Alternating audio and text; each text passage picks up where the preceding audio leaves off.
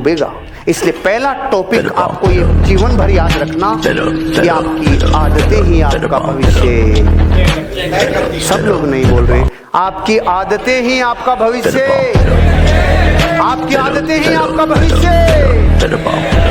तो तय करने के लिए अगर आपकी आदतें जिम्मेदार है तो आदतों के लिए कौन जिम्मेदार है? खुद। आपको खुद को निर्माण करना होगा उन आदतों में। अब आप गिरी हो जाओ और पहला वर्ग, वो आदत जो मुझे पीछे खींच रही है, वो नाम लिखो उस आदत का और उसके नतीजे लिखो। वो सारी आदतें जो आपको पीछे की तरफ धकेलती है, जो आपको पीछे की तरफ लेके जाती है, नेगेटिविटी की तरफ लेके जाती है, गरीबी की तरफ लेके जाती है, नाकामयाबी की तरफ लेके जाती है, लिखो।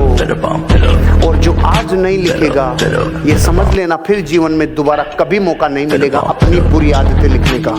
और कोई दूसरा आदमी पड़ोसी की तरफ देखेगा नहीं, क्योंकि वो उसकी निजी है भैया, वो उसकी पर्सनल है। और मैं एक वादा कर रहा हूं, गंदी से गंदी हो, बुरी से बुरी हो, लिख देना, साले को जला दूंगा मैं। आप लिख देना, उसको लिख देना। और दोनों चीजें लिखना, लेफ्ट में आदत का नाम और राइट में नतीजे लिखना। कौन सी बुरी आदत है जो जकड़े हुए है वर्षों से? कौन सी छोटी छोटी ऐसी बातें हैं जो रेशे से रस्सा बन गई, जो अब मुझे जकड़ चुकी है? वो लिखना और नतीजा लिखना। इतना डिपेंडेंट भी मत रहो कि एक बैसाखी के सहारे जैसी कहीं आदतें नहीं पड़ जाए। अरे एक सच्चा चैंपियन अकेला निकलता है रे। एक सच्चा चैंपियन भरोसे नहीं बैठा रहता। एक जिंदगी में बहुत आगे जाने वाला इंसान, कुछ भी हो जाए, वो अपनी जिंदगी की हर मुश्किल को सबसे पहले कहता, आने दे तुम मेरे ऊपर, पहली गोली मेरे पे चला।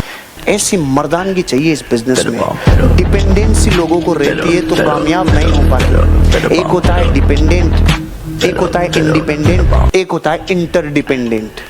इंटरडिपेंडेंट कौन होता है? जो जिंदगी में अपनी अपलाइन की बात मानता है लेकिन अमल खुद करता है। इंडिपेंडेंट और डिपेंडेंट और इंटरडिपेंडेंट की परिभाषा में फर्क है थोड़ा।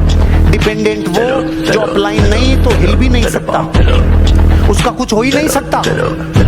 इंडिपेंडेंट वो जो कहे तेरे बिना ही करके दिखा दूंगा मैं, क्या बकवास करता रहता है। और इंटरडिपेंडेंट वो जो कहता है, सर आप मुझे बताइए क्या करना है।